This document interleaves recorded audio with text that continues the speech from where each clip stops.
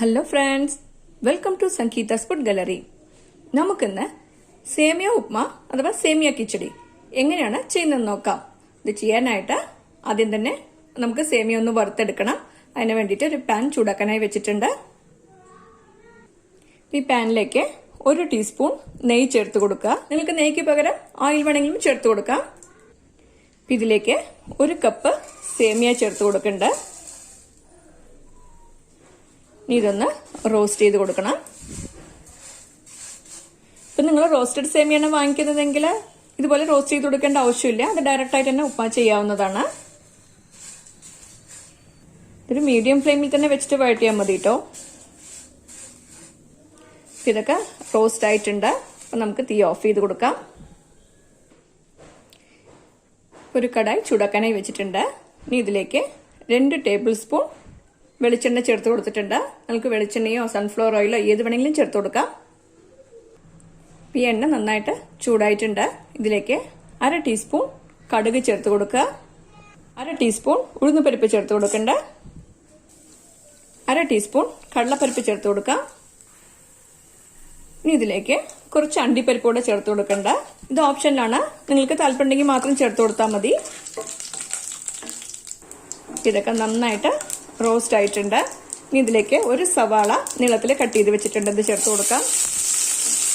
ഇതൊന്ന് വഴറ്റി കൊടുക്കുക.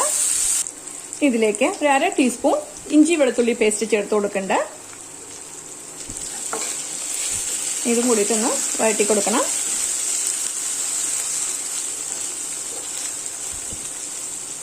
ഈ 2 പച്ചമുളക് കീറിയത് ചേർത്ത് കൊടുക്കാം.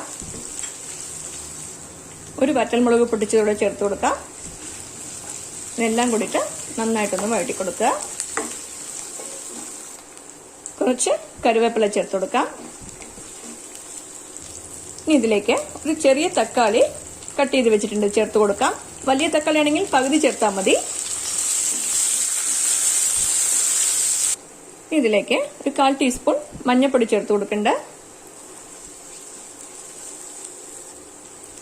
ഇനി നമുക്കിതിലേക്ക് വെജിറ്റബിൾസ് ചേർത്ത് കൊടുക്കാം. ഒരു ക്യാരറ്റിന്റെ പകുതി ചെറുതായിട്ട് കട്ട് ചെയ്ത് വെച്ചിട്ടുണ്ട്. ഇത് ചേർത്ത് കൊടുക്കാം. 4 ബീൻസ് പൊടിയായിട്ട് അരിഞ്ഞത് ചേർത്ത് കൊടുക്കണ്ട. ഇതിലേക്ക് കുറച്ച് ഗ്രീൻ പീസ് കൂടെ ചേർത്ത് കൊടുക്കണ്ട. ഇത് ഫ്രഷ് ആയിട്ടുള്ള ഗ്രീൻ പീസ് ആണ് കേട്ടോ. ഇതെല്ലാം കൂടെ ഇട്ട് നന്നായിട്ടൊന്ന് മിക്സ് ചെയ്ത് കൊടുക്കണം. ഈ തീ മീഡിയം ഫ്ലെയിമിലാക്കി വെക്കുക. അതിനുശേഷം ഇത് അടച്ചു വെച്ചിട്ട് 2-3 മിനിറ്റ് ഇതൊന്ന് വേവിച്ചെടുക്കണം.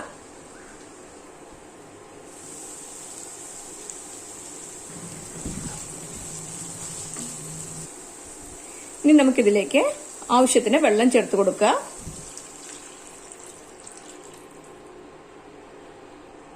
ഇനി ആവശ്യത്തിനുള്ള ഉപ്പ് കൂടെ ചേർത്ത് കൊടുക്കാം.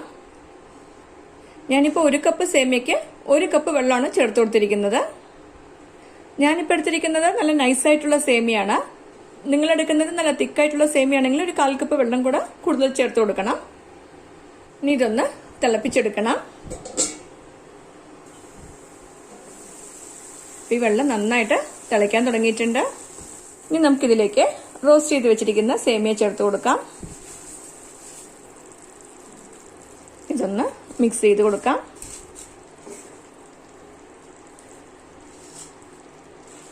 ഇതൊക്കെ നന്നായിട്ട് യോജിപ്പിച്ച് കൊടുത്തിട്ടുണ്ട്. ഇനി ഇതിലെ വെള്ളം വറ്റുന്നത് വരെ നമുക്കിതൊന്ന് വേവിച്ചെടുക്കണം.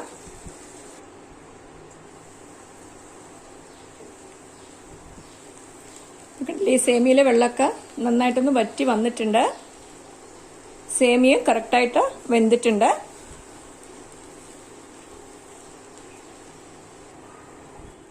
ഇപ്പൊ കണ്ടില്ലേ, ഇത് കറക്റ്റായിട്ട് വെന്ത് വന്നിട്ടുണ്ട്.